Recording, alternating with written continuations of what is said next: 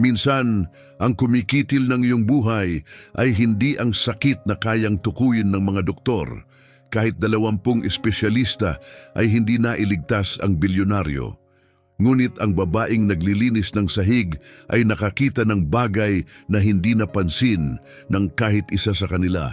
Si Carlos Martinez ay mabilis na nanghihina sa Marangyang Silid Ospital na nagkakahalaga ng 4 na milyong dolyar.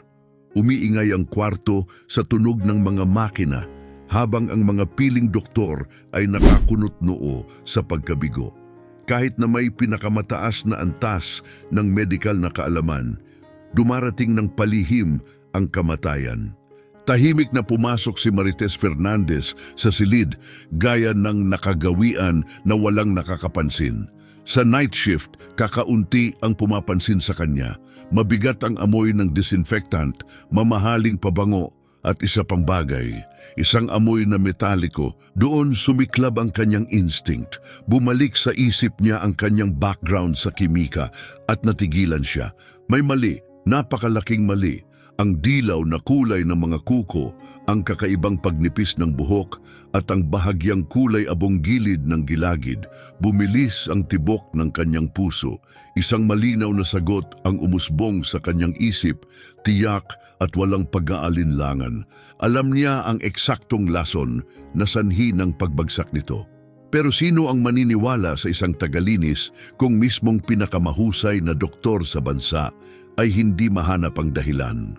Maraming lihim ang nakatago sa Johns Hopkins Medical Center, lalo na sa ultra-pribadong luxury wing nito, kung saan ang mga sobrang mayaman ay nagbabayad hindi lamang para sa kadalubhasaan ng medisina, kundi pati sa lubos na diskresyon. Ang silid ni Carlos Martinez ay higit pang kahawig ng isang luxury hotel kaysa ospital. Nakatago sa likod ng mamahaling kahoy na panel at mood lighting ang mga makinang nagpapanatili ng kanyang buhay. Hiniling niya ang ganap na privacy at inupahan ng pinakamahuhusay na diagnostisyan sa bansa upang malutas ang misteryosong karamdaman. Maingat na kumilos si Marites, nililinis ang bawat makinang ibabaw ng may bihasang galaw. Sa edad na 38, makinis at mabilis ang kanyang mga kilos, mga kasanayang hinubog ng buhay na puno ng pangangailangan. Isang single mom na nagtatrabaho sa gabi. Halos hindi siya napapansin ng mga tao sa paligid. Pero napapansin niya ang lahat. Ang matalas niyang mga mata ay nakakakita ng mga palatandaang hindi napapansin ng mga doktor. Ilang talampakan lamang ang layo, nagsalita si Doktor Mario Reyes sa kanyang team. May pilak na buhok at kalmadong tinig na hinubog ng mga taon sa Harvard, nagsalita siya ng may autoridad. Mga Ginoo, panimula niya, nasuri na natin ang lahat ng karaniwang diagnosis. Ang mga sintomas ni G. Martinez ay hindi tumutugma sa anumang kilalang pattern. Bumibigay na ang kanyang atay at lumalala ang kanyang mga sintomas sa nerbiyos. Kailangan nating mag-isip ng lampas sa tradisyonal na medisina. Nakatuon si Marites sa kanyang trabaho pero nakikinig ang kanyang mga tainga. Ganito siya natuto noon, nakikinig habang nagsusulat ng tala sa mga lektura sa kolehiyo, bago pa bumaligtad ang kanyang buhay. 15 taon na ang nakalipas, isa siyang standout chemistry student na may full scholarship at kinabukasang puno ng pangarap. Hanggang sa nangyari ang aksidenteng kotse na nag-iwan sa kanya ng 3 nakababatang kapatid na kailangang alagaan. Tumigil siya sa pag-aaral, iniisip na babalik din pero hindi na nangyari. Kailangang matapos agad ng cleaning team, anunsyo ni Dr. Reyes bahagyang tumingin sa kanya pero parang hindi siya nakikita. Wala sa tono nito ang pagkilala na para bang isa lamang siyang bahagi ng background. Tumango si Marites, walang ekspresyon, sanay nang hindi pinapansin. Ang nakikita ng mga tao ay ang kanyang uniforme, hindi ang kanyang talino. Pero hindi siya tumigil sa pag-aaral. Nagbabasa ng mga librong pangkimika mula sa library, nanonood ng online science lectures, nag-aaral ng journals tuwing lunch break. May kaalaman siya kahit wala siyang diploma. Habang naglilinis siya ng isa pang ibabaw, napansin niya ang medical chart ni Carlos Martinez. Binasa niya ang listahan ng kakaibang sintomas, nerve pain, hair loss, problema sa tiyan, hiwa-hiwalay, parang walang kabuluhan. Pero kapag pinagsama, malinaw ang larawan. Dumaan si Dr. Reyes, bahagyang tinamaan ang kanyang balikat ng walang pasintabi. Umatras si Marites, muling nagmistulang bahagi ng background. Dumaraan siya araw-araw na parang wala akong presensya, naisip niya. At yun mismo ang dahilan kung bakit hindi niya nakikita ang aking nakikita. Napatingin siya sa banyo ng bilyonaryo. Sa ibabaw ng counter, nakahanay ang mga mamahaling gamit pangkalinisan. Isa ang kapansin-pansin, isang sleek jar ng hand cream, imported at bihira. Naiba ang posisyon nito kumpara kahapon. May gumamit nito, tinandaan niya iyon. Sa kimika, ang maliliit na detalye ang madalas may pinakamalaking kahulugan. Biglang bumukas ang pinto at isang matikas na lalaki ang pumasok. Ang badge sa kanyang jacket ay nagsabing Reynaldo Mendoza. Kilala ni Marites ang pangalan, dating karibal sa negosyo ni Martinez, na ngayoy nagaangking nag-aalala. Natutuog si Carlos, sabi ni Dr. Reyes, walang pagbabago sa kondisyon niya. Dinala ko ang paborito niyang hand cream, sagot ni Mendoza. Inilapag ang eleganteng garapon sa bedside table. Mula Switzerland, iyan lang ang ginagamit niya. Pinanood ni Marites kung gaano kaingat niyang inilapag ang garapon sakto sa abot ng kamay ng pasyente. Masyadong sinadya, masyadong perpekto. Muling kumislap ang kanyang instinct. Maya-maya, habang naglilinis ng ibang kwarto, narinig ni Marites ang dalawang residenteng nag-uusap tungkol sa kaso. Hindi maintindihan ang mga sintomas, sabi ng isa, parang sabay-sabay siyang may 5 sakit. Iniisip ni Dr. Reyes na autoimmune, tugon ng isa pa, pero hindi tugma ang mga test. Ang alam lang natin, lalo siyang lumalala. Natigilan si Marites, mas lalo pang nabuo ang mga piraso, ang mga sintomas, ang hand cream, ang unti-unting paghina. May teorya ng namumuo. Kailangan lang niya ng mas maraming oras, mas maraming datos. Kinagabihan, tahimik niyang inayos ang kanyang cleaning schedule para makabalik habang natutulog si Martinez. Tiningnan niya ang pinakabagong update sa chart. May mga bagong sintomas at mas tumutugma ang mga ito sa kanyang hypothesis. Lalong luminaw ang lahat para sa isang taong marunong sa mga pattern ng chemical. Pagkatapos ng kanyang shift, humarap si Marites sa salamin sa banyo ng empleyado, nakatitig sa sarili niyang refleksyon. Payak lamang ang kanyang uniforme, praktikal, madaling malimutan. Ang kanyang mukha ay may bakas ng pagod, ngunit ang kanyang matalim na isipan ay nanatiling gising at handa. Isang di nakikitang pader ang naghihiwalay sa kanya at sa mundo ng mga doktor at pasyente. Hindi nila ako nakikita, mahinang bulong niya sa sarili. Pero nakikita ko ang lahat.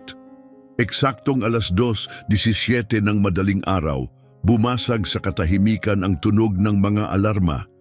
Si Marites na naglilinis sa kalapit na silid ay napatigil habang ang code blue alert ay umalingaw-ngaw sa pasilyo. Nagmadaling dumaan ang mga doktor sa tabi niya.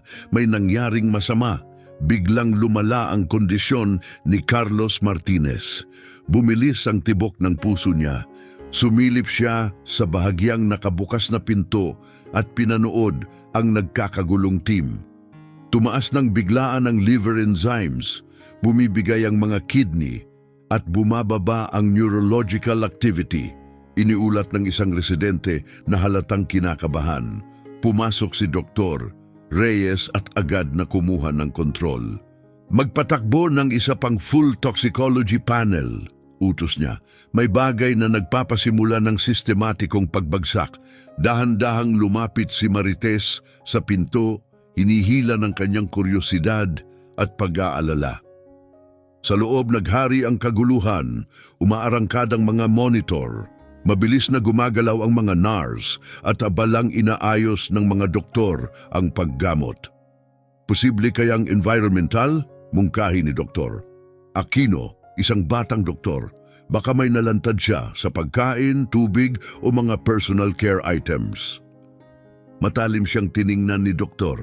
Reyes. 2 beses na nating nasuri ang lahat dito. Tigilan mo ang paglalaro ng detective. Dumikit ka sa totoong medisina. Tumahimik si Dr. Torres, halatang nasaktan, na-stabilize ng team si Martinez. Pansamantala lang, pag-alis nila para muling magpulong, pumasok si Marites. Tiningnan niya ang pinakabagong datos sa chart, iniukit sa kanyang alaala ang bawat detalye. Muling napadako ang kanyang mga mata sa nightstand. Ang garapon ng hand cream ay kumislap sa ilalim ng ilaw, nagbubunyag ng bahagyang kintab na metaliko. May naalalang lektura sa universidad, isang partikular na aralin tungkol sa mga lason. Lumapit siya, nakatitig sa mga kuko ni Martinez. Ang kakaibang kulay, ang pagkalagas ng buhok, ang problema sa tiyan. Lahat ay nagtuturo sa iisang bagay. Napasinghap siya, ang mga palatandaan ay textbook, thallium poisoning, nakayon ang bawat sintomas, gaya ng itinuro noon sa kanyang toxicology course. Paano nangyari na 20 espesyalista ang hindi nakapansin ng bagay na ganito ka-obvious? Bagamat hindi sigurado, nilapitan niya si Sarah, isang night nurse na kilala niya. Pasensya na, mahinang sabi ni Marites. Nasuri na ba si G. Martinez para sa thallium poisoning? Tugma lahat ng sintomas niya. Naglaho ang ngiti ni Sarah. Lumamig ang tono. Marites, alam kong mabuti ang hangarin mo, sagot niya. Pero ito ang pinakamahuhusay na doktor sa bansa. Iwan na natin sa kanila ang medisina. Muling nagsalita si Marites. Pero ang pattern, kung tapos ka na sa pakikinig, kailangan pang linisin ang banyo, putol ni Sarah. Umatras si Marites, nag-init ang kanyang pisngi, bumalik ang pamilyar na pakiramdam ng hindi pinapansin. Pero ngayon, hindi na siya nagduda, sigurado siya ito ay thallium. Ang tunay na tanong, handa ba siyang isugal ang trabaho para lamang may makinig? Habang itinulak niya ang cleaning cart sa pasilyo, umikot-ikot ang kanyang isip. Lahat ng sintomas ay may lohikal na paliwanag. Pamamanhid ng mga paa at kamay, problema sa tiyan, at kakaibang pagkalagas ng buhok. Sa kolehiyo, inilarawan ang thallium bilang perfect poison, walang amoy, walang lasa, halos imposibleng matukoy, maliban kung may taong eksaktong nakakaalam kung ano ang hahanapin. Natapos niya ang shift na halos automatic ang galaw habang ang isip niya ay abala sa kondisyon ni Martinez. Pag-uwi, kinuha niya ang isa sa kakaunti niyang natirang libro mula universidad, isang luma at maalikabok na textbook. Binuklat niya ang kabanata tungkol sa mabibigat na metal. Nandoon, thallium, walang amoy, walang kulay, sumasama sa balat. Kayang gayahin ang iba't ibang sakit habang palihim na winawasak ang katawan mula sa loob. Nandoon lahat ng ebidensya. Kinabukasan, dumating siya sa ospital ng mas maaga kaysa karaniwan, determinado na gumawa ng hakbang.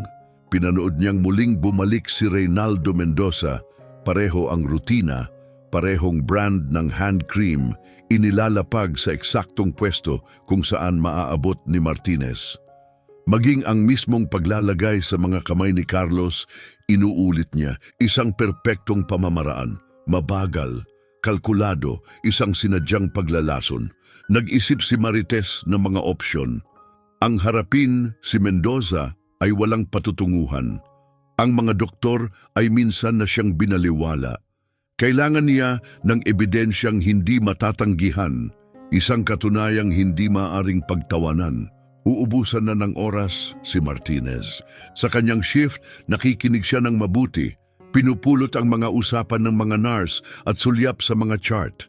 Lumalala ang kondisyon nito kada oras. Sa break, gumamit siya ng pampublikong computer ng ospital upang tiyakin ang kanyang nalalaman. Tiningnan niya ang mga medical case at toxicology data. Paulit-ulit na lumitaw ang thallium.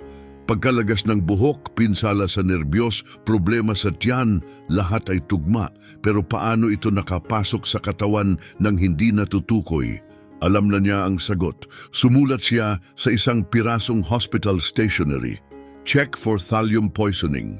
Classic symptoms. Time sensitive. Iniwan niya ang tala sa clipboard ni Doktor. Reyes habang nililinis ang opisina nito, pagkatapos ay umalis, umaasang may seryosong kukuha nito. Kinabukasan, dumating siyang muli ng maaga, nagtagal malapit sa conference room ng mga doktor. Sakto, bahagyang nakabukas ang pinto kaya't narinig niya ang mga tinig. Nakilala niya si Doktor Reyes. At tila yata aniya nang may pangungutya, iniisip ng cleaning staff na sila ay diagnostician ngayon.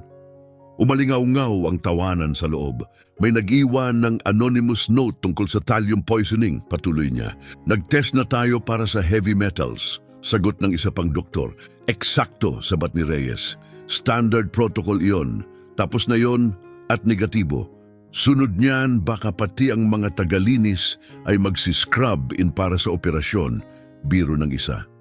Nanikip ang dibdib ni Marites, mahigpit niyang hinawakan ng cleaning cart hanggang sa pumuti ang kanyang mga kamao. Masakit ang pangungutya, ngunit ang pagliligtas sa buhay ni Carlos Martinez ay higit na mahalaga kaysa sa kanyang pride. Kailangan niya ng bagong estratehiya. Iba ang dating ni Dr. Torres, hindi kasing dismisibo ng iba. Sa kanyang afternoon shift, maingat na inayos ni Marites ang schedule para maabutan siyang mag-isa. Pasensya na, Doktor. Santos, sabi niya, pinipilit patatagin ang tinig kahit kumakabog ang dibdib. Tungkol ito kay Ginoong Martinez. Naniniwala akong nilalason siya, partikular, gamit ang thallium. Tugmang-tugma lahat ng sintomas. Nag-iba ang ekspresyon ni Dr. Santos mula magalang na pagkabigla hanggang sa alanganing discomfort. Iyan ay isang interesting na teorya, maingat niyang sagot. Pero nasuri na namin siya para sa heavy metals. Hindi laging nakikita sa standard tests kung paunti-unti ang pagkalason, mabilis na tugon ni Marites. Maaring galing sa isang bagay tulad ng hand cream. Salamat sa concern mo, putol ni Doktor. Santos sabay tingin sa kanyang relo. Pero kailangan ko nang umalis. Siguro makipag-usap ka na lang sa isang nurse. At ganun na lang, lumakad siyang palayo, iniwan si Marites na muling nag-iisa, hindi pinakinggan, hindi pinansin. Kinagabihan, lumapit sa kanya ang hepe ng hospital security habang siya ay nagmomop ng pasilyo. Miss Fernandez, formal nitong sabi, nakarating sa amin ang mga ulat na nakikialam ka sa mga usaping medikal. Ito ang unang babala. Manatili ka sa iyong responsibilidad o magkakaroon ng konsekwensya. Tumango si Marites, pinipilit lunukin ang namumuong bukol sa lalamunan. Mabilis na nag-isip ang kanyang utak. Kailangan niya ng hindi mapapasinungalingang ebidensya, isang patunay na ni Dr. Reyes ay hindi kayang pagtawanan. Pero para makuha iyon, kailangan niyang magsugal, malalaking sugal, mga maaring ikawala ng trabahong bumubuhay sa kanyang pamilya. Gabing iyon, sa katahimikan ng break room, nagpasya si Marites. Mabilis nang nawawala si Carlos Martinez. Kung hindi siya kikilos, mamamatay ito sa loob ng ilang araw. Hindi maaring mas mahalaga ang trabaho kaysa sa buhay ng isang tao. Nagsimula siyang gumawa ng plano, isang planong hinugot mula sa siyentipikong training na hindi niya nagamit ng mahigit isang dekada. Kailangan lang niya ng mga simpleng gamit, kaunting access sa laboratorio ng ospital at perpektong tiyempo. Kinabukasan, maniniwala na sila sa kanya o sisibakin siya. Hapon, muling bumalik si Mendoza. Lagi siyang saglit lang, mga 15 minuto, pero palaging may dalang routine. Tulad ng dati, tiniyak niyang nasa tabi ng kama ni Carlos ang garapon ng hand cream. Mula sa pasilyo, nakita ni Marites kung paano niya banayad na iminungkahi sa nurse na ipahid ng sagana ang cream sa mga kamay at braso ni Martinez. Hindi na kailangan ng higit pang paliwanag. Ang cream ang delivery system. Paglaon habang nililinis ang banyo ni Martinez, muling sinuri ni Marites ang makintab na garapon. Walang bakas ng kahina-hinala, ngunit nang ipahid niya sa daliri ang kaunting cream, muling lumitaw ang bahagyang kintab na metaliko.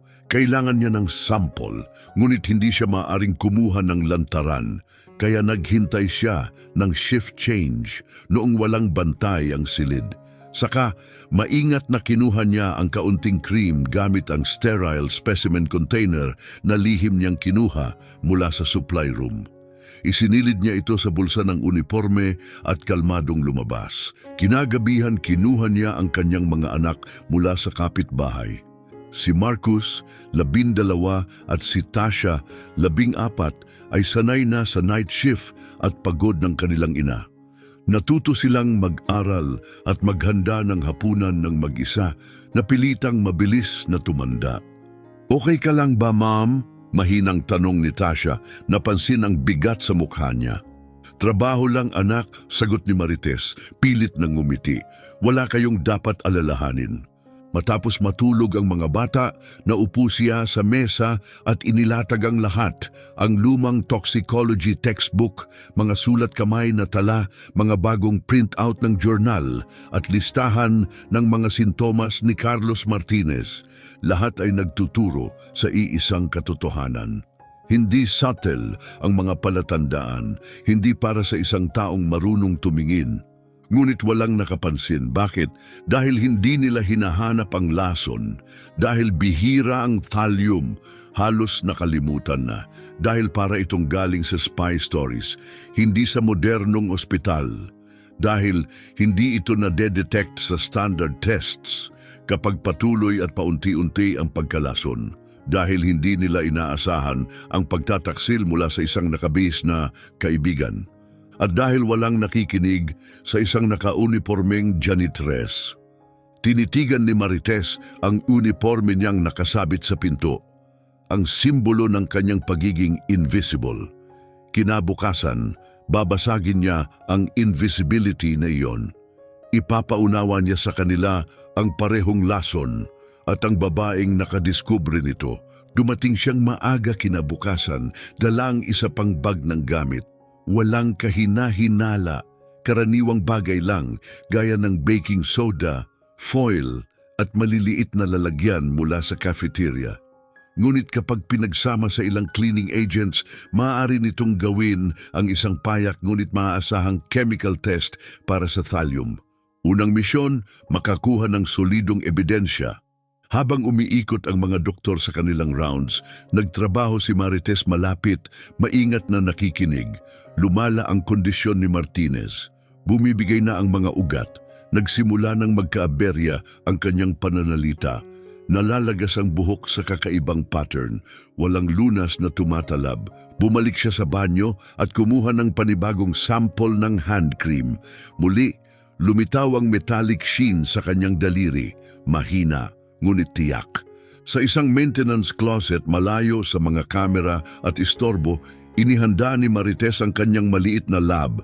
Mabilis at matatag ang kanyang mga kamay. Payak ang setup, malayo sa high-end equipment na gamit niya noon sa universidad. Pero pareho pa rin ang agham.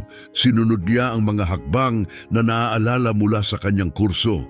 Maingat na nagahalo. Pinagmamasdan ang reaksyon. Ang resulta? Positibo sa thallium. Kinunan niya ng larawan ang proseso at ang resulta, dokumentado lahat sa kanyang telepono. Pagkatapos, tumingin siya sa visitor log ng silid ni Martinez. Lumitaw ang isang pattern.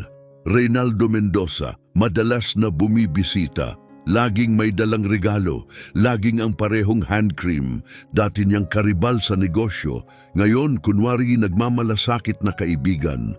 Mula pa sa simula, tama na ang instinct ni Marites. Eksaktong tumutugma ang timeline sa paglala ng kondisyon ni Carlos Martinez. 2:00 ng hapon, narinig ni Marites ang isang nurse na nagsabing may emergency meeting sa suite ni Martinez. Inaasahang dadalo ang lahat ng espesyalista. Nasa kritikal na yugto na ang kanyang kalusugan.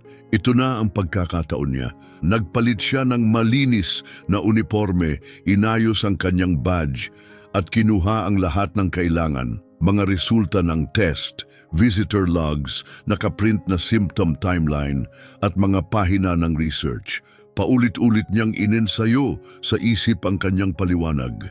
Inalala ang bawat detalyeng dating kabisado mula sa kanyang toxicology coursework.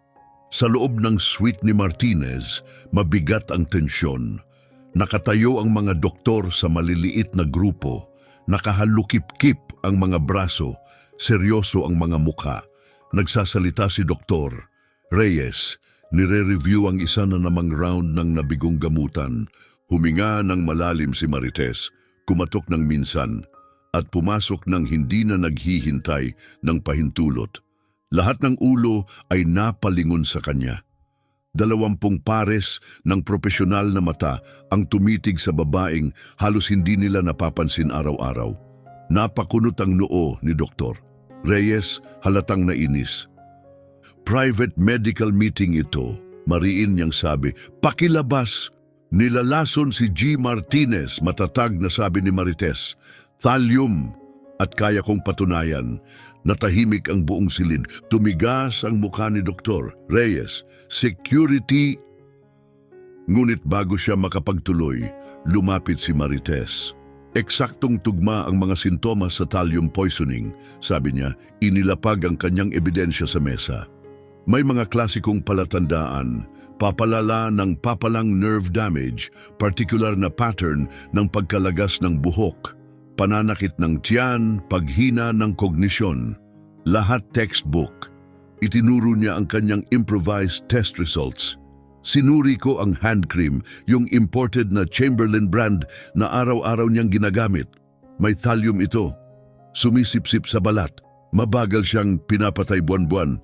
Ito'y kalokohan, singhal ni Dr. Reyes. Isa kang tagalinis, hindi doktor. Isang honor student ako sa chemistry sa universidad na ito. Kalmadong tugon ni Marites, hindi inaalis ang tingin sa kanya hanggang sa isang personal na trahedya ang pumilit sa aking huminto. Pero hindi ako tumigil sa pag-aaral. Itinuro niya ang kanyang timeline. Eksaktong tumutugma ang pagkalason sa mga pagbisita ni Reynaldo Mendoza.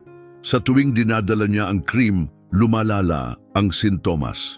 Nasa lahat ito, ebidensya, datos at tests. Maayos niyang ipinaliwanag hakbang-hakbang, walang palamuti, walang sobra, chemistry, toxicology, patterns, katotohanan, pwedeng hindi makita ng typical heavy metal screening, dagdag niya. Maliit at pare-pareho ang dosage kaya nananatiling mababa sa detection threshold. Pero ang akumulasyon sa katawan, ibang kwento. At ngayon, nakamamatay na. Nanatiling tahimik ang silid, binuksan ni Dr. Reyes ang bibig, ngunit hindi nagsalita. Sa halip, tinitigan niya ang mga dokumento. Dahan-dahan, nagsimula siyang magbasa. Yumuko si Dr. Torres, nanlalaki ang mga mata. Ito ang eksaktong paliwanag sa lahat. Ang progression, ang inconsistencies sa labs. Tugma lahat. Sumabat ang isa pang espesyalista. Iyong pattern ng hair loss at peripheral neuropathy. Classic thallium. Nagbago ang ihip ng hangin. Hindi na sila nag-aalinlangan. Sinisip-sip na nila ang posibilidad na ang isang tagalabas ang nakalutas ng kaso. Thallium nga, ulit ni Marites, mas mahina ngayon ang tinig ngunit mas makapangyarihan. Sinumang nag-aral ng toxicology ay kikilalanin agad ang mga palatandaang ito. Kumakabog ang kanyang dibdib, ngunit nakatindig siya ng tuwid. Malayo sa pagiging elegante ang test na ginawa niya sa janitor's closet. Hindi ito mukhang mula sa isang sterile lab, ngunit ang reaksyong kemikal na kanyang ginawa na nagpatunay sa presensya ng thallium ay siyentipikong wasto. Paano mo eksaktong isinagawa ang test? Tanong ni Doktor. Winters, isang toxicology specialist na lumapit. Sodium rhodizionate, mabilis na sagot ni Marites. Modified field test, gamit ang limitadong resources. Nagbibigay ng partikular na pagbabago ng kulay kapag may thallium. Tumaas ang kilay ni Doktor. Winters, halatang humanga. Hindi iyan alam ng kahit sino, bihira ng gamitin ang teknik na iyan sa labas ng mga profesional na laboratorio. Ito'y tinuro sa Advanced Toxicology Seminar ni Professor Harrison. Sagot ni Marites. Second year chemistry. Special topics. Sa pagbanggit ng pangalan ni Harrison, nagkatinginan ang ilang doktor, halatang nagulat, kilalang kilala ang reputasyon nito. Estudyante ka niya? Tanong ni Dr. Torres. Isang semester lang, mahina ang tinig ni Marites, bago ako napilitang huminto. Hawak pa rin ni Dr. Reyes ang kanyang mga resulta, tila nag-aalangan. Pinag-aralan niya ang hand-drawn timeline, ang colorimetric evidence, at ang tala ng mga pagbisita ni Mendoza. Nilalabanan ng kanyang pride ang mga findings, ngunit hindi kayang itanggi ng kanyang training ang mga ebidensyang nasa harapan niya. Nagpatuloy si Marites.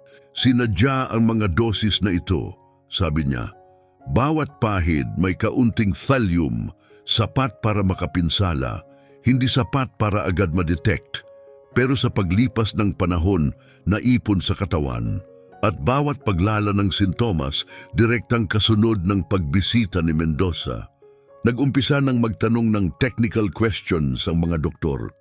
Ngunit sinagot ni Marites lahat, malinaw, may kumpiyansa, gamit ang terminolohiyang alam nila.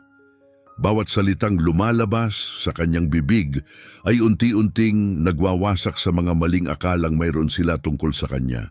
Hindi na nila nakikita ang isang tagalinis. Nakikita nila ang isang siyentipiko. Binuksan ni Dr. Torres ang pinakabagong lab reports ni Carlos Martinez sa kanyang tablet. Kung gagawa tayo ng targeted test particular para sa thallium, hindi lang standard metal panel, makikita nating mataas ang level.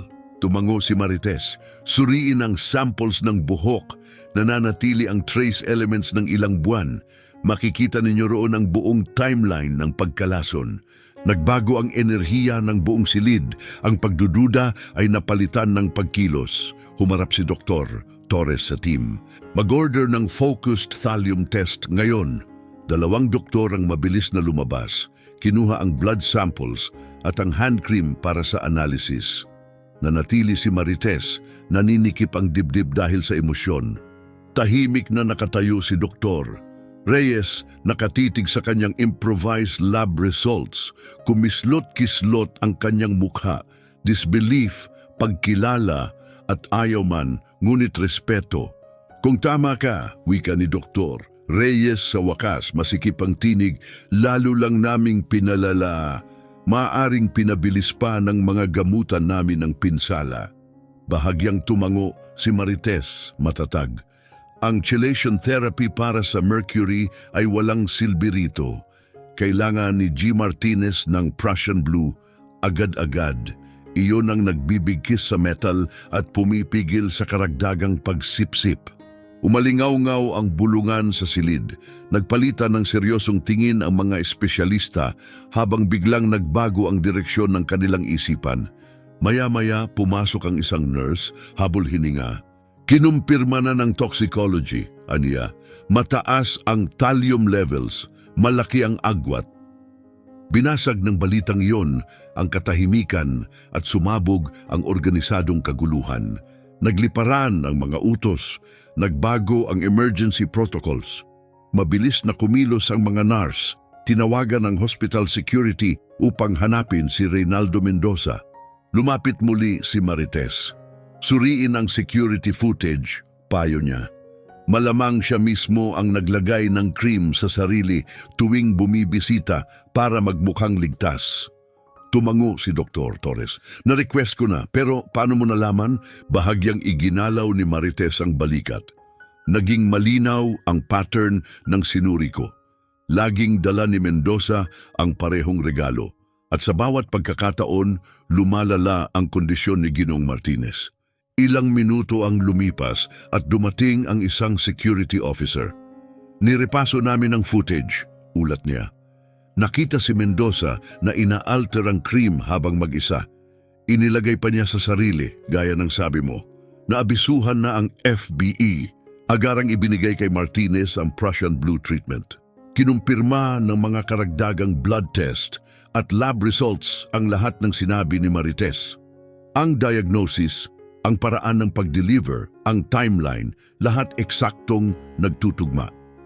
Nagbago ang enerhiya sa silid mula sa desperasyong malapit sa pagkatalo tungo sa pag-asang maingat ngunit malinaw.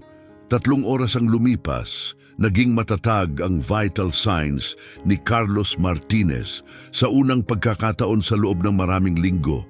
Tahimik na nakatayo si Marites sa tabi ng pader. Muli na namang hindi napapansin. Pinanood niya ang mga medikal na team na abala at alerto. Para siyang bahagi ulit ng background hanggang sa lumapit si Dr. Reyes. Iba na ang kanyang anyo ngayon, mas maliit, mapagpakumbaba. Ang ginawa mo ay natigilan siya, hirap makahanap ng salita. Lubos na tama. Bahagyang tumango si Marites, kalmado ang tindig, bagamat sa loob ay umaagos ang ginhawa at matagal nang hinahanap na pagkilala. Paano mo nakita ang hindi nakita ng 20 espesyalista? Tanong niya tunay na nagtataka. Dahil invisible ako, mahinang tugon ni Marites. Nakikita ko ang hindi nakikita ng iba kasi wala namang nakatingin sa akin. Wala akong dalang assumptions. Obserbasyon lang at hindi ko kinalimutan ang training ko kahit kinuha ito sa akin ng buhay. Dahan-dahang tumango si Dr. Reyes. May utang akong paumanhin, aniya. Lahat kami. Bago pa makapagsalita ng iba, tumunog ang mga monitor. Nagigising si Martinez. Tahimik ang silid habang iminulat ng bilyonaryo ang mga mata. Tumingin sa kisame, sa kamahinang bumulong. Ano ang nangyari? Lumapit si Dr. Reyes sa kanyang tabi. Saglit na nag-alinlangan, pagkatapos ay nagpasya. Nilason ka ng Thallium G. Martinez, tuwirang sabi niya. Hindi namin agad nakita, pero siya ang nakakita. Tinuro niya si Marites. Ito si Marites Fernandez. Siya ang nakalutas ng kasong hindi namin nagawa. Natahimik ang silid, nakatutok ang lahat ng mata sa babaeng nakaunipormeng panglinis. Nakita siya ni Carlos Martinez at bumulong, mahina ngunit taos-puso. Salamat sa pagkakita ng hindi nila nakita. Binasag ang katahimikan ng isang palakpak mula kay Dr. Aquino. Sinundan pa ng isa at isa pa hanggang sa napuno ang silid ng palakpakan. Malinaw na pagkilala na umalingaw-ngaw sa mga pader. Tumindig ng mas tuwid si Marites. Sa unang pagkakataon sa maraming taon, hindi na nakatago ang kanyang kaalaman, ang kanyang isipan. Nabasag ang invisible wall sa pagitan ng support staff at medical professionals. Hindi na ito mababawi. Minsan, mahina niyang sabi, ang pinakamahalagang kaalaman ay hindi yaong inilalagay sa frame at isinabit sa dingding. Ngunit agad ding naputol ang kanyang tahimik na tagumpay nang pumasok ang mga ahente ng FBIACSU, professional, kalmado, diretso. Mabilis silang nakipag-usap sa hospital security saka lumapit kay Marites.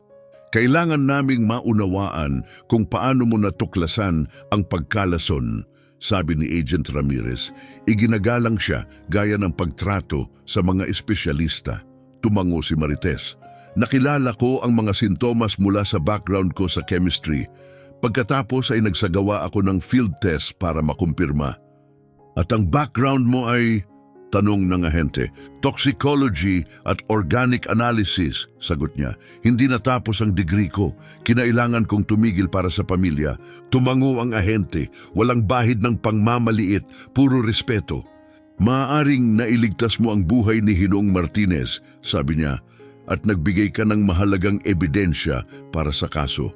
Habang kumukuha ng pahayag, ang mga ahente at sinisiguro ang lason na cream, Abala pa rin ang medical na team sa pagbabantay sa tugon ni Carlos sa antidote.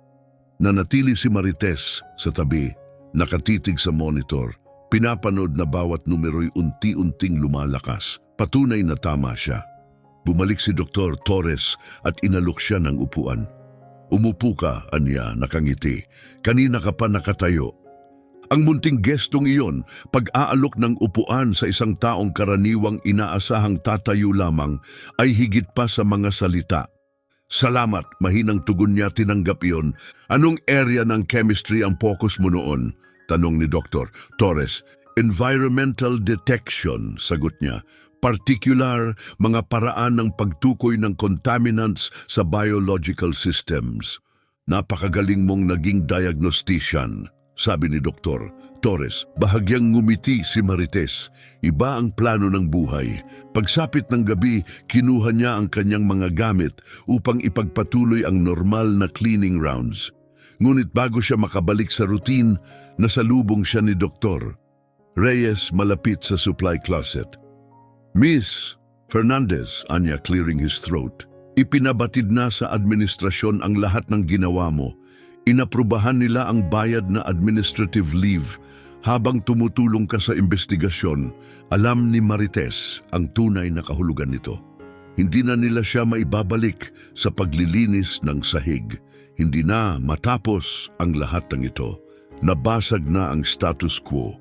Tumango si Marites, dama ang tahimik ngunit mahalagang pagbabagong nagaganap sa loob ng istruktura ng kapangyarihan sa ospital. Tatapusin ko ang mga trabahong sinimulan ko, payak niyang sabi. Napakurap si Dr. Reyes, nagulat sa kanyang tugon, ngunit pagkatapos ay dahan-dahang tumango ng may paggalang.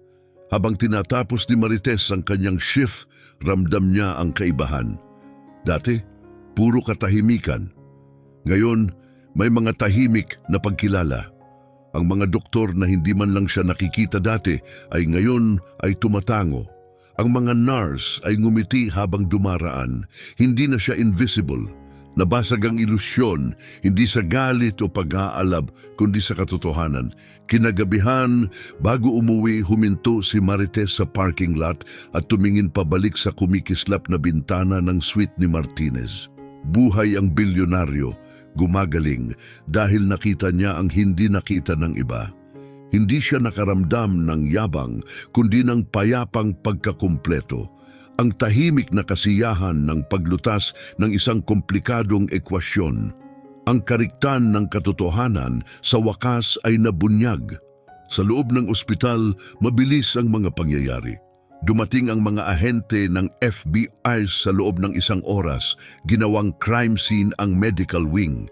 Natagpuan ni Marites ang sarili sa isang maliit na conference room, nagbibigay ng buong salaysay sa mga federal agents na tinrato siya ng may profesional na respeto at kuryosidad, hindi pagdududa.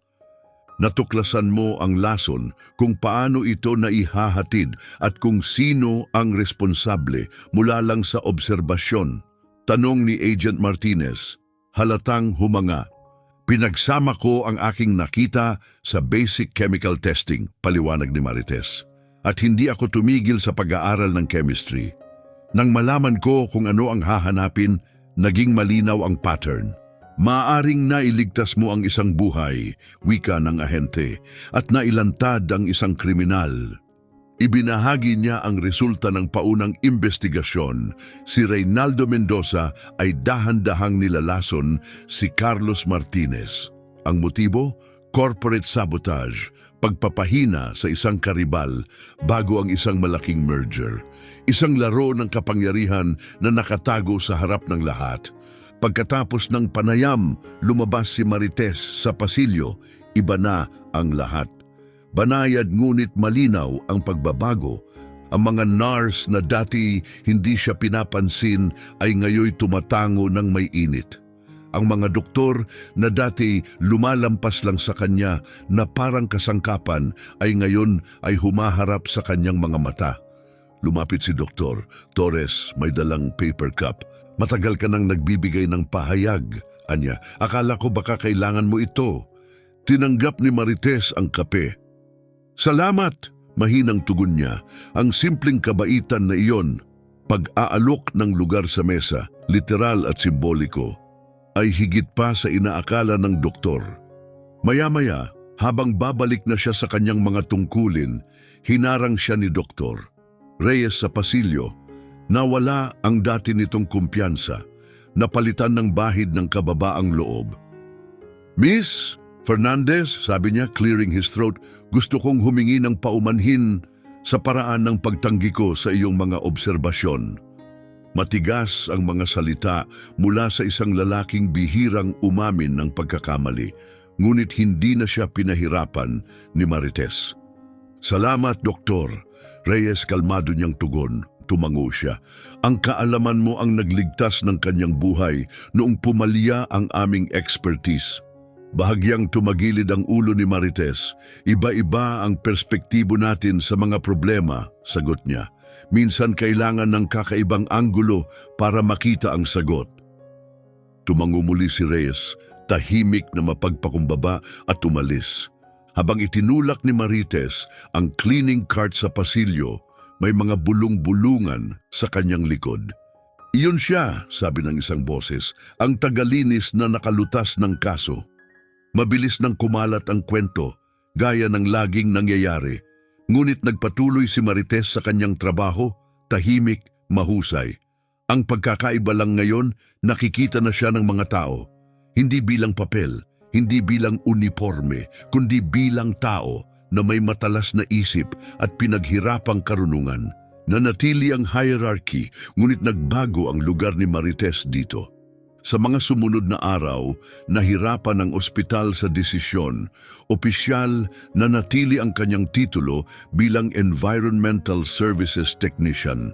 Ngunit hindi opisyal, madalas siyang kinukonsulta tungkol sa pag-aalaga kay Martinez at sa investigasyon. Sa bahay, kinausap niya ang kanyang mga anak at maingat na ipinaliwanag ang lahat.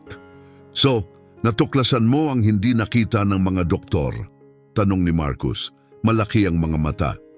"Napansin ko ang isang bagay na hindi nila nakita," banayad na sagot ni Marites. "Minsan ang pagiging nasa ibang posisyon ang nakakatulong para makita ang mas malinaw." Nag-isip si Tasha, mas mapanuri. Ibig sabihin ba nito, irerespeto ka na nila? Sandaling natigilan si Marites.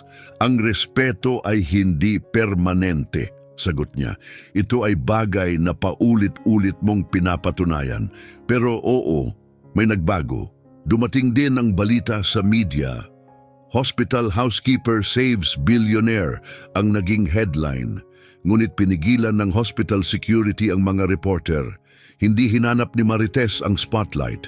Sapat nang narinig siya sa wakas. 1 linggo ang lumipas, ipinatawag siya sa administrative wing. Sinalubong siya ni Dr. Anita Cruz, Chief of Medicine ng ospital, may profesional ngunit mainit na tono. "Miss Fernandez, inilagay ng iyong mga aksyon ang institusyon sa kakaibang posisyon," panimula niya. "Nagpakita ka ng pambihirang medical insight kahit wala kang formal na medical role." Tahimik lang si Marites, nararamdaman kung ano ang susunod. Naglalakad sa lubid ang pamunuan, kinikilala ang kanyang talino nang hindi ginugulo ang sistema. Inaprubahan ng board ang isang formal commendation at performance bonus, patuloy ni Dr. Cruz. "At nais naming pag-usapan ang mga bagong oportunidad na mas babagay sa iyong background sa agham. Maingat ang pagkakabuo ng alok, pagkilala ng walang kaguluhan. Isang pinto ang binuksan, sapat lang para sa pagbabago, nang hindi inamin kung gaano kalalim ang pagkukulang nilang hindi siya napansin noon." Ngumiti si Marites, matatag ang tinig. "Pinahahalagahan ko iyon," wika niya. "Palagi kong minahal ang pag-aaral, kahit kailan, kahit mahirap manatili sa paaralan." Tumango si Dr. Cruz, halatang nakahinga ng maluwag sa kalmadong tugon ni Marites. "Humiling din si Ginoo Martinez na makipagkita sa iyo," dagdag niya, "kapag sapat na ang lakas niya." Bumalik si Marites sa kanyang mga gawain, dala ang pagkaunawang hindi pa rin nakikita ng karamihan sa paligid. Nagbago na ang kanyang agarang kalagayan, ngunit nananatili ang mas malalalim na hadlang sa sistema. Isang bayanit sandali lamang ay hindi sapat upang baguhin ang buong istruktura. Ngunit may mahalagang bagay na nagbago, ang paraan ng pagtingin ng mga tao sa kanya, ang paraan ng kanyang paglalakad sa mga lugar na dati binabaliwala ang kanyang presensya. Isang tahimik na pagbabago ang umusbong, hindi lamang sa iba, kundi sa sarili ni Marites. Isang buwan nang lumipas, nakatanggap si Marites ng mensaheng tila hindi totoo. Personal siyang nais makita ni Carlos Martinez sa kanyang downtown office. Nag-ayos siya ng oras off, nagsuot ng pinakamagandang damit, hindi uniforme, at nagtungo sa makintab na glass tower ng Martinez Innovations.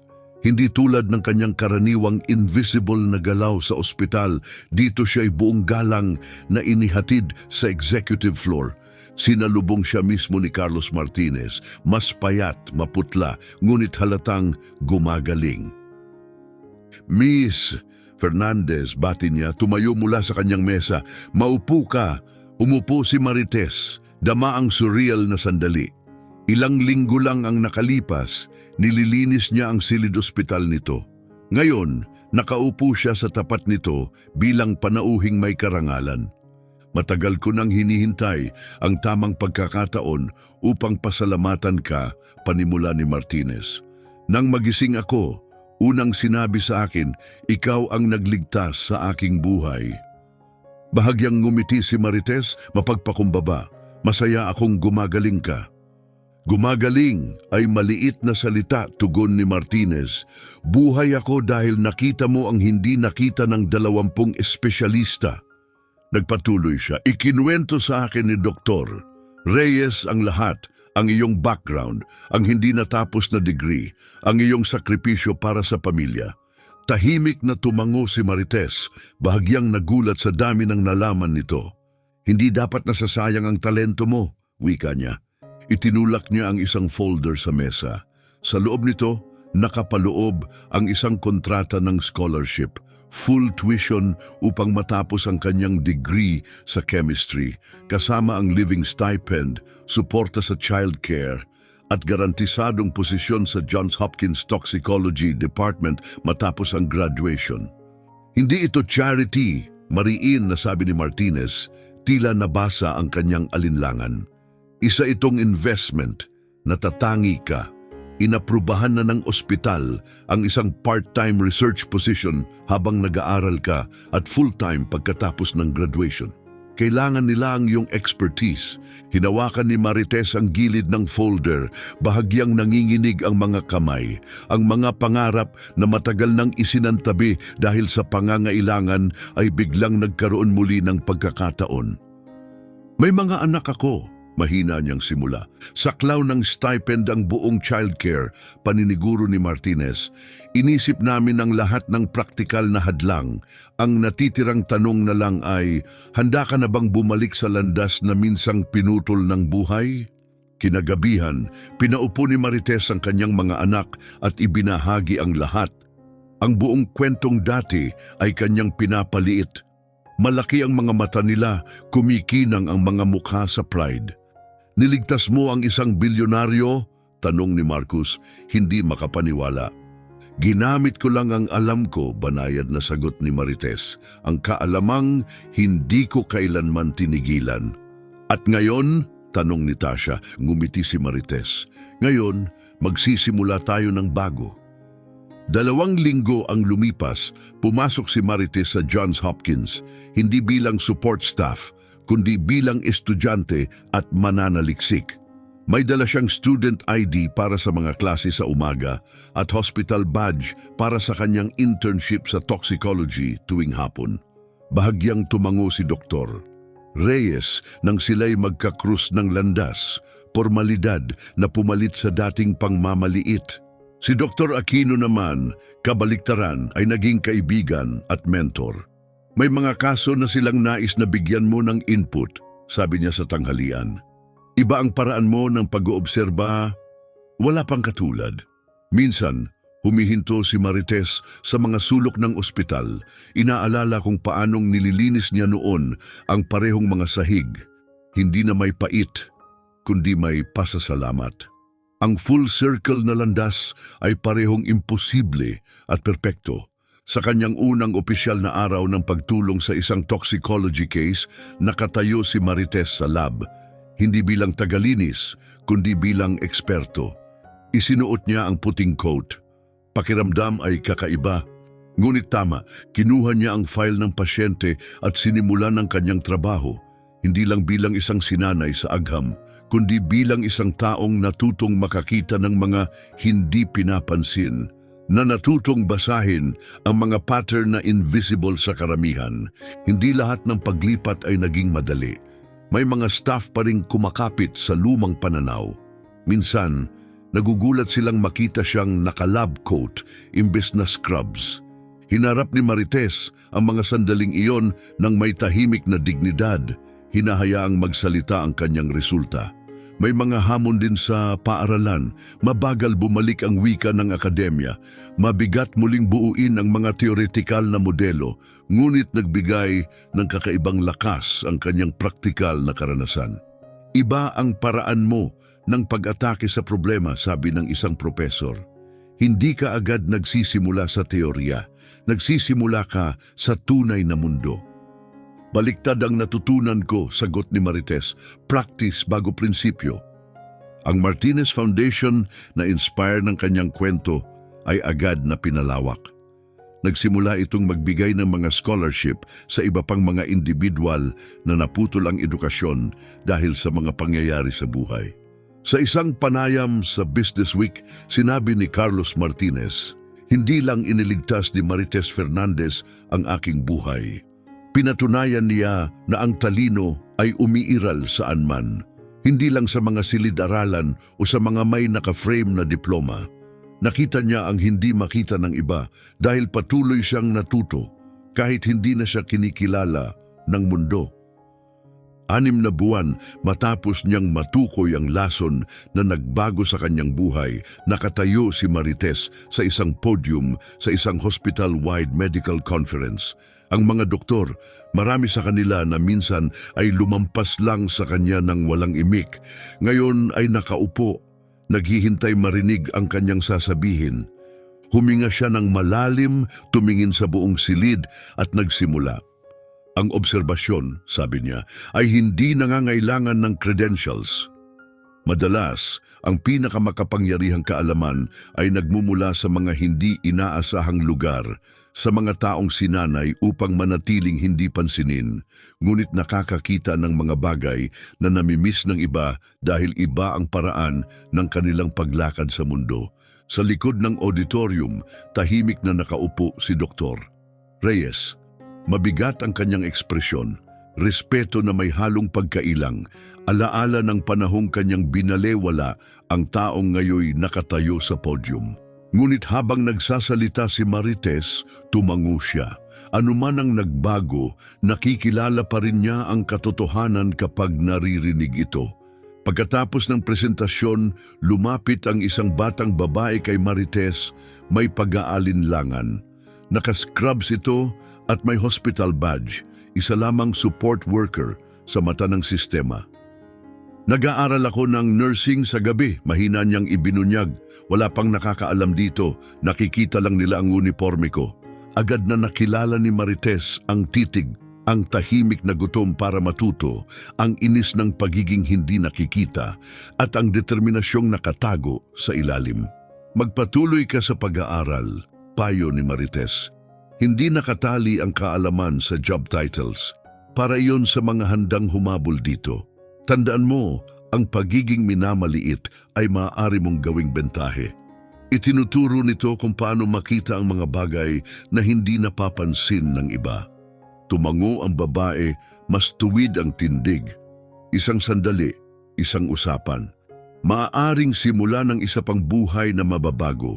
Kinagabihan sa bahay, nakaupo si Marites sa mesa kasama si Tasha, tinutulungan siya sa science homework. Ang parehong mesa na minsang puno ng budget notes at cleaning schedules ay ngayon puno ng textbooks, lab reports at college brochures. Lumundag ang mga grado ni Tasha, pinapagana ng halimbawa ng kanyang ina. Mom, minsan ba iniisip mong sana iba ang nangyari? Na hindi ka na drop out? Tanong ni Tasha. Sandaling nag-isip si Marites. Hindi napunta sa plano ang buhay ko, sagot niya. Pero natutunan ko ang mga bagay na hindi matuturo sa silid-aralan, kung paano magpakatutok, kung paano magpatuloy, kung paano hanapin ang halaga ko kahit hindi ito makita ng iba. Ngumiti siya. Mahalaga ang paglalakbay gaya ng destinasyon. Isang taon matapos niyang iligtas si Carlos Martinez, nakatayo si Marites sa dedikasyon ng Fernandez Scholarship for Scientific Excellence, isang permanenteng pondo para sa mga estudyanteng bumabalik sa agham matapos maputol ang kanilang pag-aaral. Ang mga unang benepisyaryo ay kagaya niya noon, isang delivery driver, isang retail worker, isang landscaper, lahat matatalino, lahat hindi napansin hanggang ngayon. Pinaalala sa atin ni Marites Fernandez ang bagay na madalas kalimutan ng sistemang ito, sabi ni Carlos Martinez sa seremonya, na ang katalinuhan ay maaaring matagpuan saan man, na ang ilan sa pinakamatalas na isipan ay hindi nakikita dahil sinasanay tayong tumingin lamang sa ilang piling lugar. Tumayo si Marites upang kilalanin ang crowd. Sa gitna, nakita niya si Dr. Reyes. Nagtagpo ang kanilang mata at tumango ito. Tahimik na paggalang, pagkilala sa layo ng narating nilang dalawa. Maya-maya, habang naglilibot sa bagong research wing na pinunduhan ng Martinez Foundation, huminto si Marites sa isang plakang nakapaskil sa pasukan. Nakalagay dito ang isang linya, maaring umiral ang kahusayan sa likod ng anumang uniforme. Ang nagsimula bilang tahimik na pagtuklas ng isang babae ay naging mitsa ng sistemikong pagbabago. Nagbukas ng pinto para sa marami pang may talento na nakatago sa likod ng mga job titles at social roles. Sa toxicology lab, kung saan siya ngayoy nagtatrabaho part-time habang tinatapos ang kanyang degree, kilala na si Marites. Siya ang nakakalutas ng mga kasong hindi malutas ng iba. Pinupuri ng mga kasamahan ang lalim ng kanyang kaalaman sa kimika. Ngunit alam ni Marites na hindi ito basta agham lang. Tinuruan siya ng mga taon ng pagiging invisible, na makita ang hindi nakikita, questionin ang mga bagay na halata sa iba at lumusot sa ilalim ng balat ng mga pangyayari. Ang dati nagpaparamdam sa kanya ng pagiging kulang ay siya ngayong pinakamalaking lakas. 2 taon matapos magbago ang lahat, nakasuot si Marites ng graduation gown, ang kanyang mga anak ay masiglang naghihiyawan mula sa audience.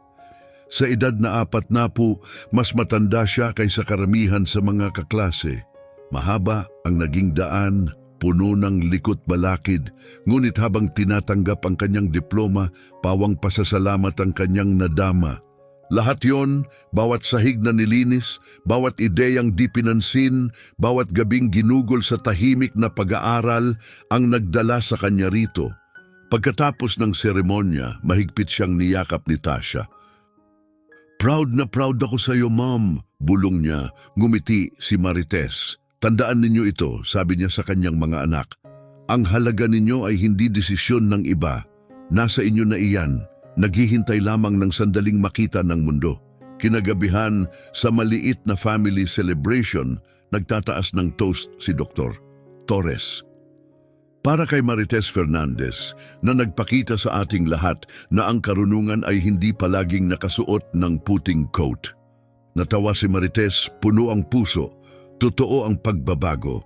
Mula sa pagiging hindi nakikita tungo sa pagiging mahalaga, mula background tungo sa pagiging leader. Ngunit bitbit pa rin niya ang mga aral ng panahong invisible siya.